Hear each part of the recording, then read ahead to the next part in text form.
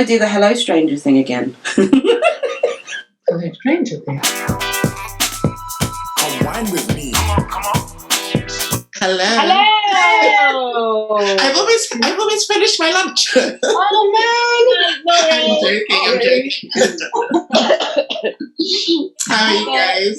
Thank you so much. Oh, thanks for having me. What have you got? What are you eating? I'm eating leftovers from, it was our anniversary last night, so we ordered Korean. Oh, nice. Yeah, it is steamed rice and bulgogi beef and Korean fried chicken. It's good. Oh, I feel like I need to place an order. And happy anniversary for last night. 15 years. I'm telling you, like, I deserve medals, awards. Just holidays. Yeah, I mean, yeah, 15. It's just weird. I can't believe it's been 15. So is that 15 years together or 15 years married? 15 years married. So together, that's, oh God, is it together? Actually, we're officially together as long. So like 16 and a half. So, thank you for coming on. I know you've been super busy. Super busy because of the launch of your book. Fancy. I can't wave my copy around because I don't read. I have Audible because, multitasking. Yeah, I'm one of those. I will get easily distracted, so I need to just be listening. So I'm going to do that. And see... has read the book. The hard copy. With these little tags for easy reference. Uju Asika, author of Bringing Up Race, How to Raise a Kind Child in a Prejudiced World. Amazingly multiple award nominated blogger, screenwriter, creative consultant.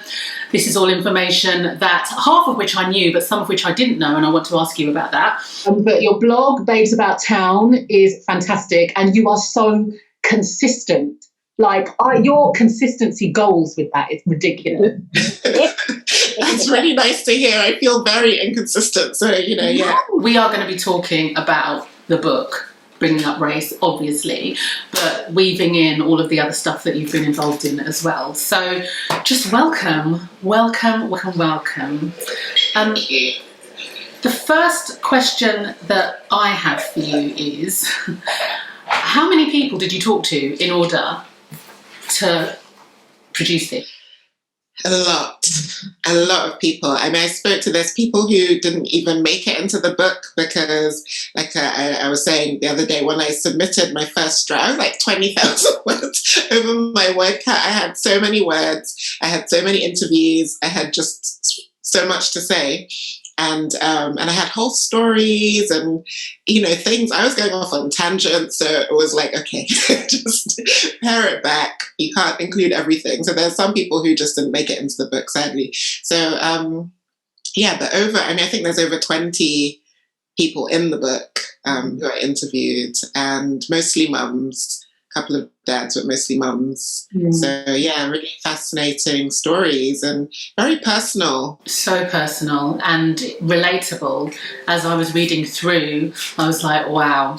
So it wasn't just me who was going through that. Like, other people have been through exactly the same thing, and that's what really hit me. So many examples of that. Can you describe it in your own words? Like, what is this book to you? What is this book? Yeah, this book to me is really a conversation starter. And what I really appreciate is the fact that people are already coming to me and amongst themselves having conversations that they'd never had before. It's amazing how many people, and I'm not just talking about white people, because that's the thing I've realized, that a lot of white people have never even begun to have this conversation, but Black people as well, have avoided having this talk with their own kids, or even sort of spoke about it with their parents. A lot of us didn't really go into it in much detail with their parents. I think it's just to open up, let people open up and sort of use your voice, tell your stories, because your stories matter, and your stories can really inform other people and make them feel like, okay, I'm not alone in what I've experienced or what I'm going through. So conversation starter, I think. Come Come wine with me. Come wine with me. Sorry, I'm just coming off mute. I'm actually a bit ill, so I've been coughing in the background. Oh no. You. Well, I have COVID, but Oh no. yeah, I'm coming out at the end of it now. So my memory's a bit blah, and I might not make sense. So just bear with me if you can. But in terms, going back to the book, in terms of having conversations, like as you're saying, I don't think I remember having conversations like that with my parents. I have broached this subject with my sons, but more so in a way, I guess it was a warning saying, you know, these things may happen, but how would you, do you think that we should approach it more positively or just be bold and blunt like I did and was just like, look, it's obvious, you're gonna get issues, X, Y, Z. And especially because my youngest and my middle, they're very different looking. So my middle child, they're both dual heritage. Their dad is white. My middle child, he looks like my side of the family. He's quite dark. He will get darker than me on holiday and think it's hilarious. He's got big curly hair, brown. And then there's his younger brother, who's a lot fairer and has his dad's hair, which is like blonde, straight hair. So I have explained to him, look, even though you have the same parents, you are going to be treated differently because people are going to place those assumptions on you first thing. So yeah, in terms of having a conversation with children, do you think, look, don't beat around the bush, just go into it? Or would you be like, is there a soft approach? And if there is a soft approach, do you think it's like an age thing? Yeah. Big question. I mean, I think that I would never, like, I'm trying not to be sort of very like, this is by the numbers, this is how you talk about race. Like, even the book is not like that either.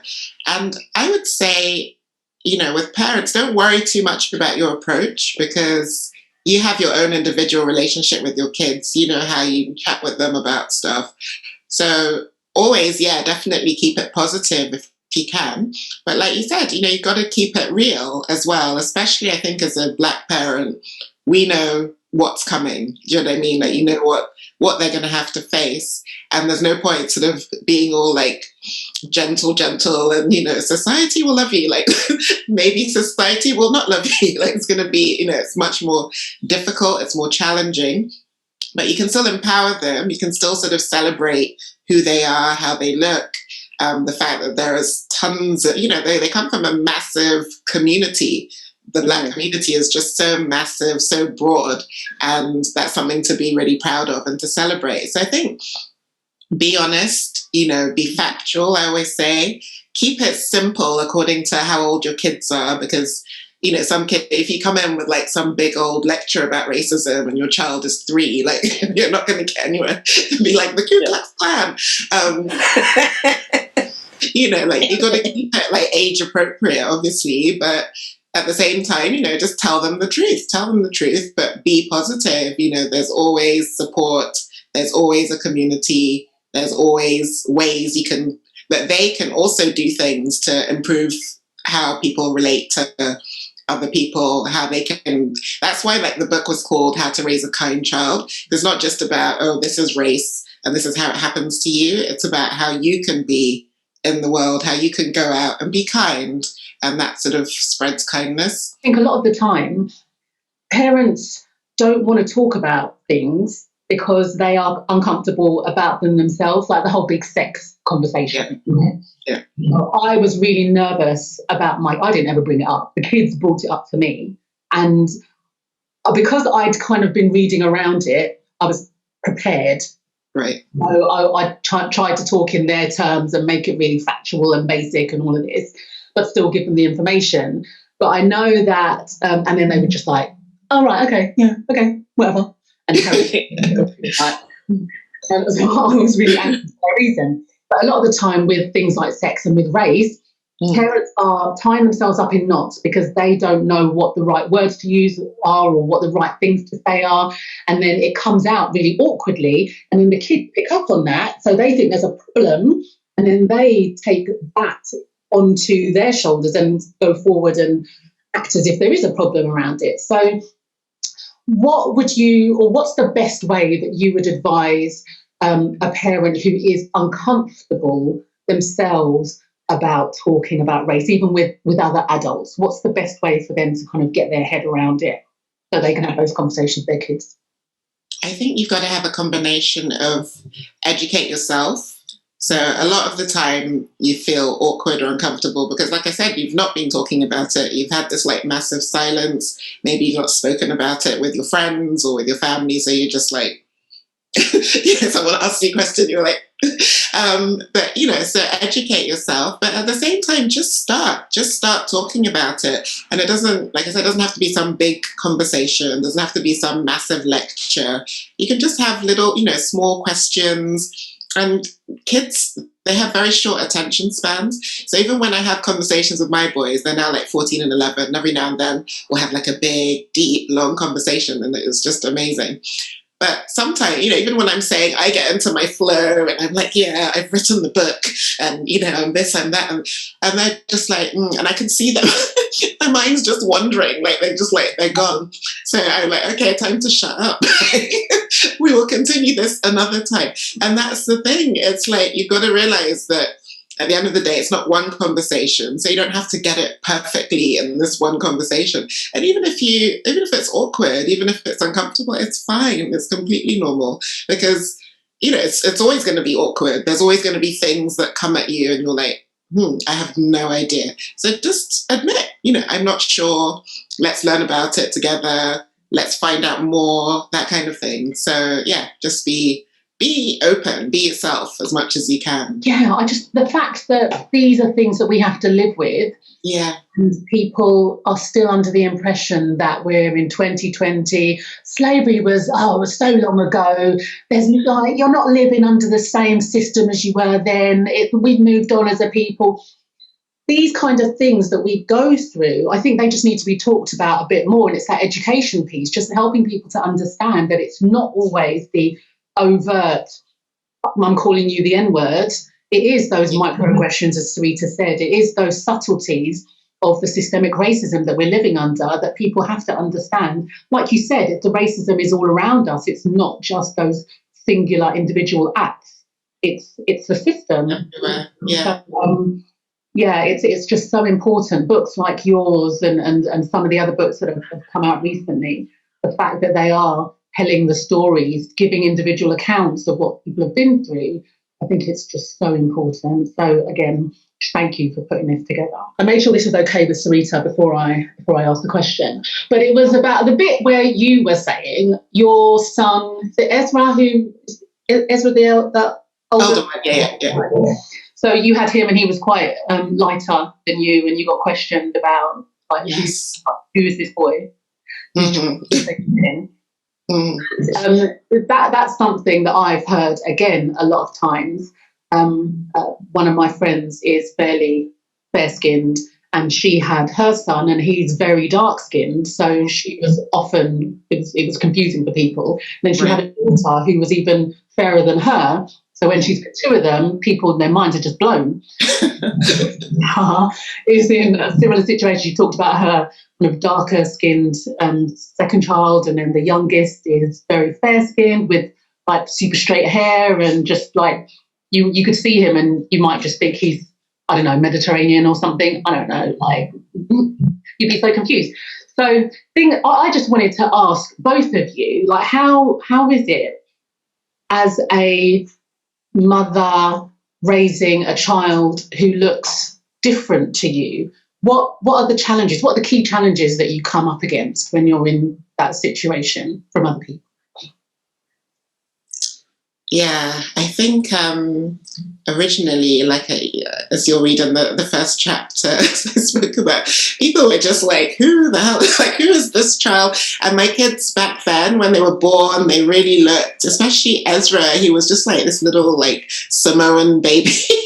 He was chubby, had straight black hair, it was like, I just picked him up somewhere. And people were like, who is this child? Are you the nanny? All this kind of stuff, which yeah, it does hurt you. And I think as a new mum as well, because you're quite sensitive. With Jed, by the time you got the second child, you're like, yeah, whatever. But like as a new mum, you're like, well, this is my child that I carried and, struggled to bring into the world. So, yeah. And I think also that sense of, and I think this happens with dads as well. So there's an even worse thing with dads. So I read a story of a black dad, and he took his daughter to the park, and she was very light skinned. And before you know it, some woman had like called the police to be like, we've observed a black man with a child we're not sure is his. Do you know what I mean? And I'm like, it's dangerous because people make assumptions that can ruin lives. I mean, that woman could have ruined this guy's life. And imagine how difficult it was for him and for his child to then have to explain to the police that we're related and all of that. So, yeah, my thing is just stop making these assumptions. I don't know why people are so intrusive when it comes to, especially when it comes to new mums. There's a lot of like intrusion on, what's that? What's your child? Who is your child? How did you give birth? How did you become pregnant? How did you, so much of that just comes at you. And I'm like, hey, boundaries. It's just have some boundaries. So, yeah. Come wine with me. It's weird. So I think in terms of my family dynamics, we've kind of been forced to discuss it during lockdown and everything. Especially because of all the things that are going on, Black Lives Matters and everything in America, and then here as well. We have had these discussions, but it's odd because me and my husband, it's not like we don't see colour. We acknowledge the differences, we embrace the differences, and I poke fun at the differences. But to the point where it's kind of like I realised in our household, maybe Dad is kind of the minority, because even though my kids are dual heritage, I think especially my middle child, who is darker, he definitely identifies as black. So when we're in our household, I kind of have to remember that sometimes I take the jokes a bit too far and the kids are getting involved too, and I'm like, actually, how do you feel about that? And we had a proper conversation about it. And it's weird because I think although my youngest is very fair and has like blonde hair, he resembles like my dad's side of the family. They're all black, but they're very light skinned. So in a way, I haven't really noticed that. But I don't think I've ever been questioned.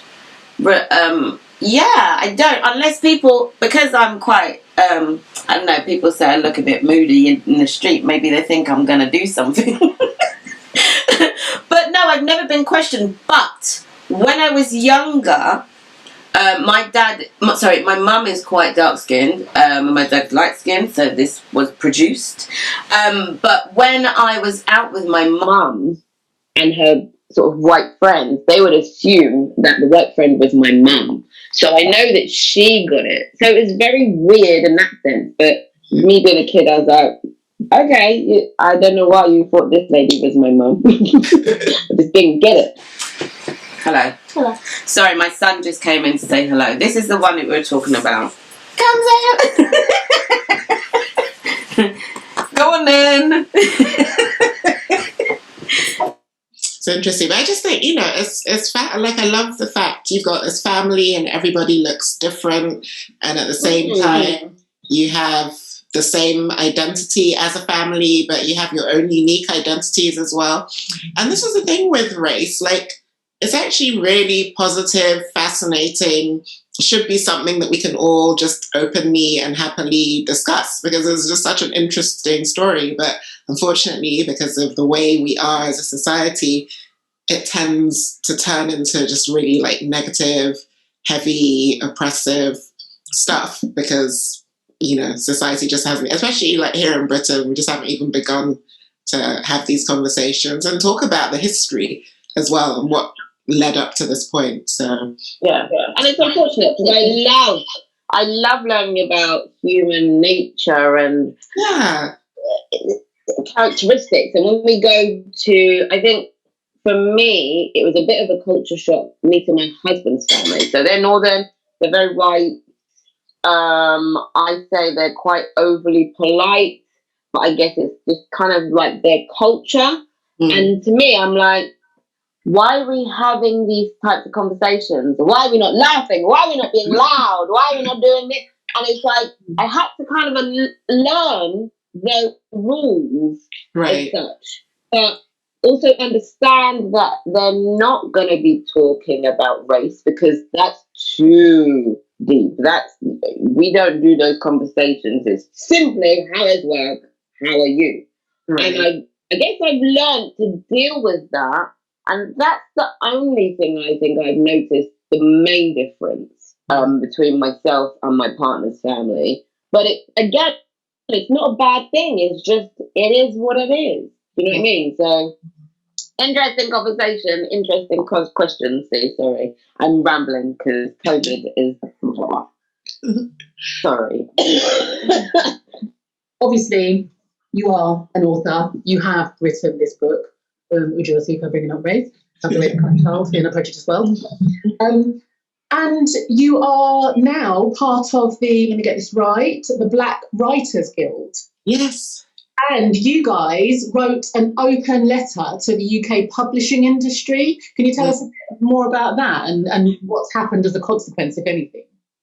Well, I would say it's sort of slow progress. The Black Writers Guild was kind of formed quite quickly in response to, I think, sort of that whole period of Blackout Tuesday and, a real focus on what we can do as a society to move things forward.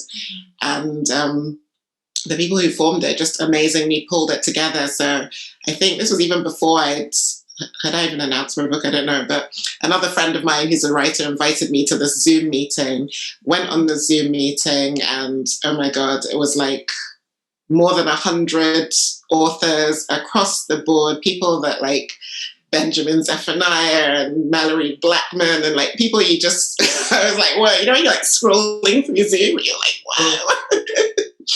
It was amazing. It was amazing. And so the whole point was just to really say, okay, look, the publishing industry is very, very white and very exclusive and it needs to change.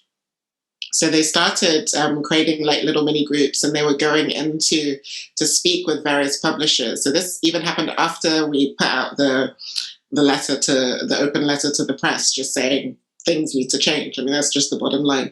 So they've been going into different publishing houses and having meetings with them about how they can really sort of like audit their own sort of the way they approach race, the way they hire people, the kind of books that they put out, because it's so important. I mean, if you think about it, communication and stories are so powerful, and if it's really just owned and controlled and carried on by one voice, how does that help any of us? How does that help society? So yeah, I think it's quite an exciting time. It's not an overnight change. It's not like, put out this letter and obviously same thing with like look at Blackout Tuesday and all these things that are happening. There's a long way to go. There's a really long way to go. But yeah, I think it's awesome. And just the fact that we're able to come together and try and push things forward is amazing. So when the next one, when the next one's happening, can you just like bob me? Yeah, for sure.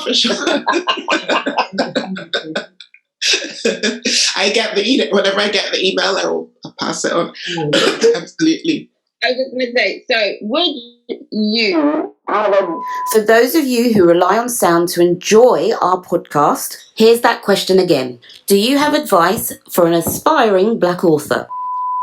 Just go for it. If you've got a story to tell, then tell your story and use this moment. Use the fact that there is this attention and there is like an energy towards bringing in more voices that haven't been heard before. Because it's not about, there is an element of like, oh yeah, we're ticking off our Black it's Black History Month and we've done that. So there's that element, but it doesn't matter, you know, that's not about you. What you can focus on is like the story you have to tell and what that can do for other people, because anytime a Black person puts out a book, that's inspiration for other Black people. So don't worry too much about whether you're filling someone's quota. Focus on what it is. You know, if you've got a message, if you've got a story that you want to put out there, then just go for it. And this is the perfect climate and opportunity to do so. And what I'm finding as well is that there's a lot more stories coming out that aren't just like the Black story. It's not all just like, oh, the struggle that I had to get here and there, or the, you know, whatever it is that they tend to use to pigeonhole Black authors, is that there's much more scope now for just telling your story is who you are. It doesn't matter, you know, you're Black, but you're also all sorts of other things. And I'm seeing more of these books coming out. So yeah, it's a great time. I think go for it. Where can people hear you, see you, read you? How can they get to experience? Yes. So the book is on Amazon, Waterstones, other good bookshops. I've also got on my blog, so go to babesabouttown.com. I'm just going to ignore her. I'm trying to be serious here. So, yeah. So like, go to babesabouttown.com and you will find like a list of Black bookstores as well that you can support. And I know there's Afro Rebooks that has the book and a bunch of them. There's also Roving Heights bookstore in Nigeria that has the book. So I've got a list on babesabouttown.com, and I'm at babesabouttown on Instagram, Facebook, Twitter, you know, wherever.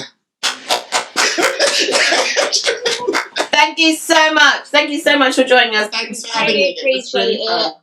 And I cannot wait to share this with our audience. Thank you so much. Thank you. Take care. Bye. As a way to be more accessible to a wider audience, the Come Wine With Me podcast is available both in audio and visual formats. Each week, C and I will be joined by a special guest that reflect a plethora of backgrounds, professions and interests. Find the audio podcast on Spotify and the visual on YouTube, Facebook and Instagram. Thanks for watching and listening.